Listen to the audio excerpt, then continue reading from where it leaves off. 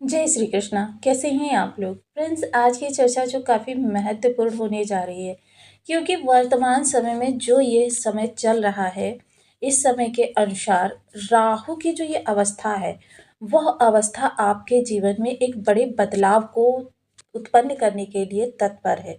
किंतु कभी कभी हम किन्हीं कारणवश या स्थितियों को देखकर समझकर भी समझना नहीं चाहते, क्योंकि चीज़ें हमारे सामने चल रही होती है, मार्ग हमारे सामने खुल रहे होते हैं और खुले मार्ग को हम अनदेखा करके आगे बढ़ जाते हैं। जबकि वो जो सूक्ष्म द्वार होता है या जो ऐसा द्वार होता है जिसको हम अनदेखा करके आगे बढ़ गए हैं, वहीं से हमारे लिए सफलता का प्रथम चरण शुरू होता है। देखिए, ये समय इतना महत्वपूर्ण है कि अभी आपको मार्च तक प्रभावित करता रहेगा और मार्च के बाद फिर से यह स्थिति जो है दिसंबर में बनती हुई दिखाई देगी, क्योंकि राहु देखिए बहुत ही महत्वपूर्ण ग्रह है। ज्योतिष शास्त्र में सफलता या असफलता का घोतक माना जाता है इनको, क्योंकि इनकी अगर चाल सकारात्मक हो जाए तो मान लीजिए व्यक्ति के लिए बहुत ही महत्वपूर्ण समय का निर्माण हो गया है। जैसा कि हम सभी लोग जानते हैं या मैं आपको सदैव बताती रहती हूँ कि किसी भी सिक्के के दो रूप होते हैं, एक पॉजिटिव होता है और एक निगेटिव होता है। अगर हम पॉजिटिव तरफ से देखें तो वो हमको गुरु के रूप में दिखाई देता है और अगर निगेटिव तरफ से देखें तो वो हमें राहु के रूप में दिखाई देता है।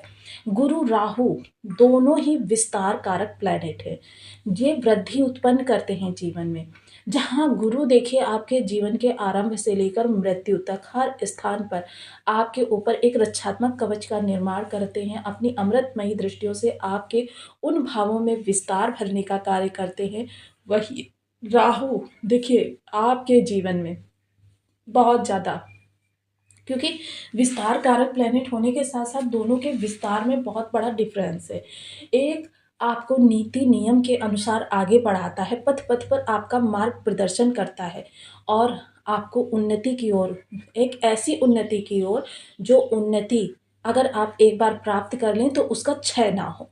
लेकिन राहु की जो उन्नति होती है वो नीति नियम के नियमों को ताक पर रखकर धर्म अधर्म का विचार किए बिना आपको हजारों गुना विस्तार, इसको हम एक उदाहरण के द्वारा समझ सकते हैं। जैसे अगर हमको छत पर जाना है तो हम स्टेप बाय स्टेप सीढ़ियों को चढ़ते हुए ऊपर की ओर जाएंगे, यह गुरु का विस्तार होगा।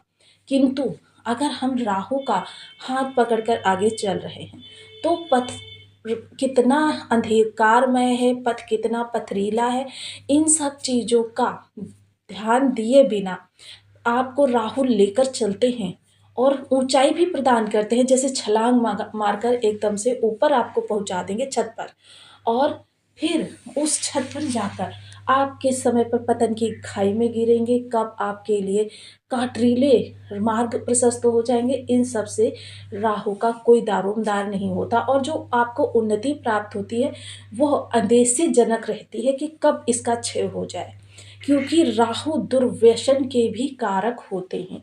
ऐसा दुर्व्यसन जो आपको एक बार अगर लत लग जाए तो आप जो आपने कमाया है वह तो जाता ही है, साथ में पुरखों की संपत्ति भी चली जाती है। आपको ऐसे विवादों में उलझा देते हैं कि आप मानसिक शांति को खो देते हैं, आप जीवन दयनीय स्थिति में आ जाता है। राहु बहुत महत्वपूर्ण ग्रह है, क्योंकि अगर जीवन से दुख को हटा दिया जाए तो फिर सुख ही सुख होगा। तब सुख की परिणति किसी प्रकार से नहीं हो पाएगी, क्योंकि दिन के बाद रात और रात के बाद फिर दिन, सुख के बाद दुख, दुख के बाद फिर सुख, सुख की महत्ता को बढ़ा देते हैं, एक महत्वपूर्ण समय का निर्माण करते हैं। हमको इस समय पर अपनी स्थितियों के अनुसार विवेचन करते हुए बहुत ही आगे जाना है, क्योंकि यह समय राहु गुरु के अनुरूप बहुत ही सुखद हो रहा है, जिसकी वजह से जीवन में हमारे जितने भी मार्ग प्रशस्त होंगे, जितने भी रास्ते क्लियर होंगे, वह सब आपको एक नए आयाम की ओर ले जाने वाले हैं।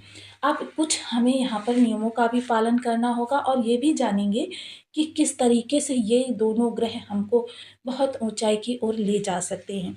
तो बनी रहिए हमारे साथ इस वीडियो में, एंड तक आपको बहुत कुछ जानने के लिए मिलेगा। वीडियो बहुत ज्ञानवर्धक होने वाला है। यदि आपकी लग्न में कुंडली के प्रथम भाव में 10 नंबर बना हुआ है तो ये राशिफल आपके लिए है। यदि कुंडली में कहीं भी चंद्रमा के साथ 10 नंबर बना हुआ है तो ये राशिफल आपके लिए है। कुंडली ना होने की स्थिति में आप इसे नाम राशि से भी देख सकते हैं। यदि अभी तक आपने अपने इस चैनल को सब्सक्राइब नहीं किया है तो प्लीज़ सब्सक्राइब कर लीजिए, वीडियो को लाइक कर दीजिए, चैनल को शेयर कर दीजिए। इससे होगा क्या कि हमारे आने वाले हर वीडियो की नोटिफिकेशन मिल सकेगी आपको सबसे पहले। एक प्यार सा कमेंट करना बिल्कुल ना भूलें। कमेंट से हमें बहुत मोटिवेशन मिलता है, हौसला मिलता है और ये पता चलता है कि आप और क्या जानना चाहते हैं। जैसा कि हम सभी लोग जानते हैं कि गुरु इस समय पर वक्री अवस्था में चल रहे हैं। वक्री अवस्था में चलते हुए ये मिथुन राशि में प्रवेश कर गए थे। अब मिथुन राशि में जब प्रवेश कर गए थे तो इनका यहाँ पर ये क्या है, षष्ठ भाव। अब षष्ठ भाव में आपकी सकारात्मकता आ गई है। षष्ठ भाव किस चीज़ का होता है? षष्ठ भाव होता है रोग रिपु ऋण का। और इसके अतिरिक्त अगर हम कहें कि आपके कंपटीटर्स भी यहीं से देखे जाते हैं और आपकी एकलव्य वाली शक्ति, यानी एकलव्य की तरीके से आप लक्ष्य का भेदन करते हैं।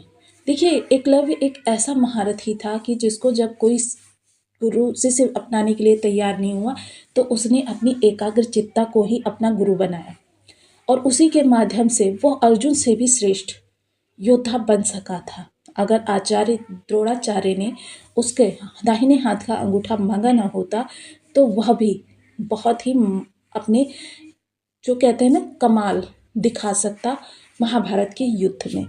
एक भील पुत्र होने के कारण उसको किसी भी गुरु ने नहीं अपनाया। खैर, ये तो बातें हो गई शास्त्रों की। अब यहाँ पर जो ये षष्ठ भाव है, षष्ठ भाव यहाँ पर गुरु की रक्षात्मक शक्ति को जागृत करता है। अब रक्षात्मक शक्ति क्या होती है? कैसी भी विषम परिस्थिति हो, कैसी भी विपदा हो, वहाँ पर आपके लिए एक रक्षा कवच बन जाता है। मोस्टली गुरु जिस भाव में होते हैं वहाँ से संबंधित हमें यही आता है कि चाहे जितने भी लोग प्रयास कर ले, गुरु वहाँ पर आपके लिए एक ऐसा रक्षा कवच बनाए बैठे हैं कि बहुत सी परेशानियाँ ऐसी होती हैं जो आपको पता भी नहीं चलती और दूर से निकल जाती हैं। ये सिर्फ गुरु का ही रक्षात्मक तंत्र होता है। रक्षात्मक तंत्र में बैठा हुआ गुरु इस समय आपके धन भाव को एक्टिव कर रहा है। धन भाव को एक्टिव करने का मतलब इनकी ये 3 दृष्टियाँ, क्योंकि देखिए एक भाव में स्वयं बैठे हुए हैं और 2 भावों पर इनकी वह दृष्टियाँ जा रही हैं जो आपके इस त्रिकोण को एक्टिव कर रही हैं और यह त्रिकोण आपकी आजीविका से संबंध बनाता है। वहीं दूसरा संबंध जो बनाते हैं वो राहुदेव महाराज बनाते हैं। एक भाव में ये भी स्वयं बैठे हुए हैं और देखिए इनकी भी 2 दृष्टियाँ जो हैं वह आपके इसी त्रिकोण को पूर्ण करती हैं और जब ये इस त्रिकोण को पूर्ण करती हैं, आप देख रहे हैं स्वयं दृष्टियों के माध्यम से एक त्रिकोण निर्मित हो गया है और ये जो त्रिकोण निर्मित हुआ है ये आपके कार्य कारोबार से संबंधित आपके जीवन में बहुत ज़्यादा विस्तार लेकर आने वाला है। अब मोस्टली लोग यहाँ पर प्रश्न कर सकते हैं कि देखिए ये तो त्रिकोण पहले से ही निर्मित है, लेकिन गुरु और राहु की अवस्थाएं, क्योंकि दोनों ही देखिए, क्योंकि हम हमेशा बताते हैं जब ग्रह एक भाव में होते हैं तो जरूरी नहीं है कि वो एक दूसरे को प्रभावित कर रहे हों। दोनों के हो सकता है स्वतंत्र स्वतंत्र प्रभाव आपको मिल रहे हों, लेकिन उनका कुछ ऐसी सिचुएशन बन जाती है, ऐसी कंडीशन बन जाती है कि जिसके कारण से वह एक दूसरे को प्रभावित करने लगते हैं। तब क्या होता है, राजयोग का निर्माण होता है। जैसे लक्ष्मी नारायण राजयोग, गजकेसरी राजयोग। अब चंद्रमा गुरु एक स्थान पर हो इसका मतलब ये थोड़ा ना कि दोनों एक दूसरे को प्रभावित कर रहे हैं। हो सकता है दोनों के स्वतंत्र स्वतंत्र प्रभाव आपको प्राप्त हो रहे हो। ऐसी स्थिति में आपके लिए यह जो प्रभाव है, क्योंकि दोनों वक्र अवस्था में हैं और दोनों इस समय समान डिग्री के भी हैं, जिस कारण से इन दोनों के पास बल जो है वो एक दूसरे के बिल्कुल समान है और समान एक दूसरे से प्रतिद्वंदिता को दर्शा रहे हैं, जिस कारण से इस समय पर गुरु का प्रभाव जो है, देखिए सकारात्मकता को बढ़ाना कौन नहीं चाहता, तो नकारात्मकता के प्रभाव को भी प्रत्येक व्यक्ति कम करना चाहता है, जो कि इस समय पर आपके इस भाव में हो रही है। क्योंकि जितना बल गुरु के पास है उतना ही बल इस समय शनि के पास है, लेकिन यहाँ राहु के बल को हम सिद्ध कर सकते हैं कि राहु के पास इस समय परास्त है। गुरु अगर आपके अच्छे हैं या सामान्य हैं या किसी कमज़ोर भी हैं लेकिन किसी विषम परिस्थिति में नहीं है, तब भी आपको इस योग का लाभ मिलकर ही रहेगा। हालांकि देखिए कर्म प्रधान विश्व रक्षा, तो कर्मों के आधार पर ये संसार चलता है। कर्मों में आपकी सकारात्मकता है, क्योंकि यह ब्रह्मांड जो है आपको वही चीज़ें प्रदान करता है जिस तरीके से आप अपनी सोच को बनाते हैं। जब आप अपनी सोच को पॉजिटिव रखते हैं तो कितनी भी विषम परिस्थितियाँ क्यों ना हो, अंतोगत्वा उन पर आप विजय प्राप्त करते हैं और उस परिस्थिति से जीतने में सक्षम होते हैं। लेकिन जब आप निगेटिव सोच रखते हैं तो कितनी भी अच्छी सिचुएशन आपके पास हो, उसमें नकारात्मकता आनी प्रारंभ हो जाती है। तो डिपेंडिंग ये करता है कि आपके माइंड में थॉट्स किस प्रकार के आ रहे हैं, क्योंकि सोच सोच है राहु, और सोच से ही परिवर्तन उत्पन्न होता है। युग प्रवर्तक बन सकते हैं आप, लेकिन क्या है, आपको थोड़ा-सा अपने मस्तिष्क पर ध्यान देना होगा। उन मार्गों को समझना होगा जो मार्ग आपके जीवन में अथाह सफलता लेकर आ रहे हैं। उस द्वार को पहचानना होगा जो द्वार आप अनदेखा करके आगे बढ़ रहे हैं। यह द्वार जब आप खोल देंगे या उस द्वार पर चलकर आगे बढ़ेंगे, हालाँकि बेशक देखने में वह द्वार कितना ही छोटा क्यों ना लगे, लेकिन जब आप उस पर अनवरत चलते जाएँगे तो आपके लिए बहुत बड़ी मंजिलें आपका स्वागत करती हुई मिलेंगी। तो ये जो मंजिल आपका स्वागत करने जा रही है, इसमें देखिए बहुत से लोग, क्या होता है, कभी-कभी अवसर आते हैं और उसको निरर्थक उद्देश्यहीन समझकर छोड़ देते हैं। यह सिचुएशन किन लोगों के साथ में आती है, जब गुरु उनको पथ प्रदर्शक नहीं होते हैं। गुरु को पथ प्रदर्शक बनाना सदैव ही आपके लिए हितकर होता है।